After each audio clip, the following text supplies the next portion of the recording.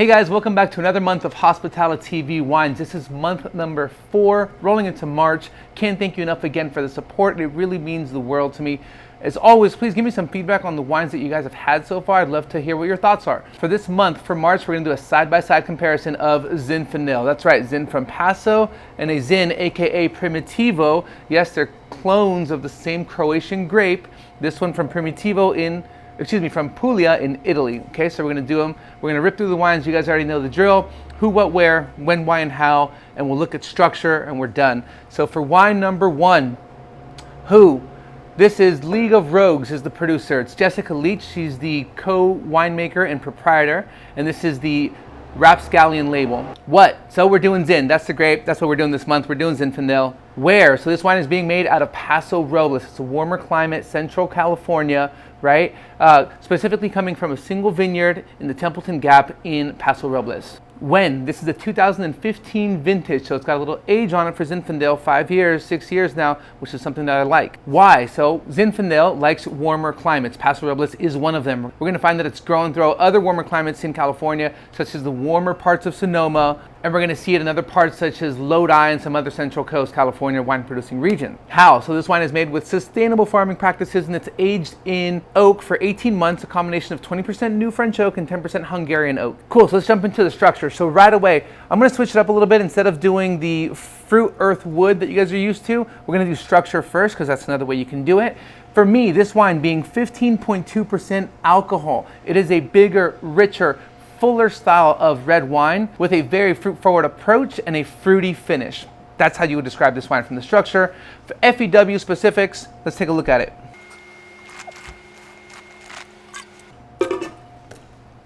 So for fruit, this wine has intense red fruit flavors, right?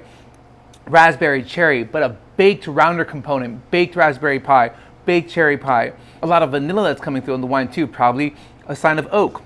For non-fruit components, getting this kind of red licorice and a peppery note, white pepper, black pepper.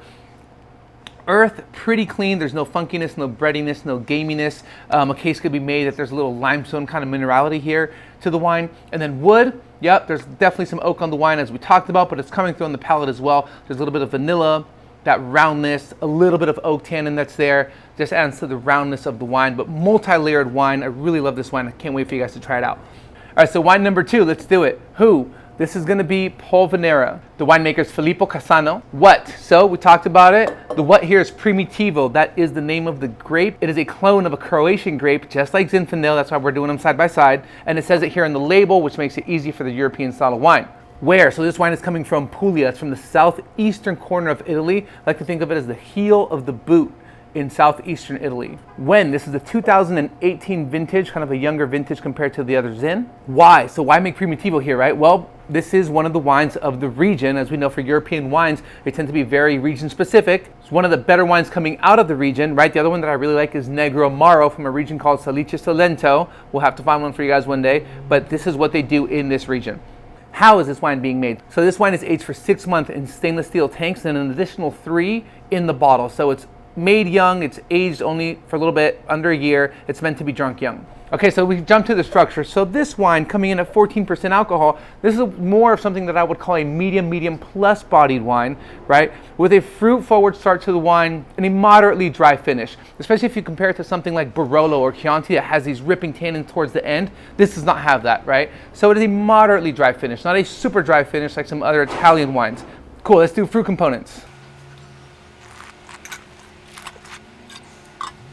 Man, so right away, the fruitiness of this wine is intense, but it's very fresh, very juicy.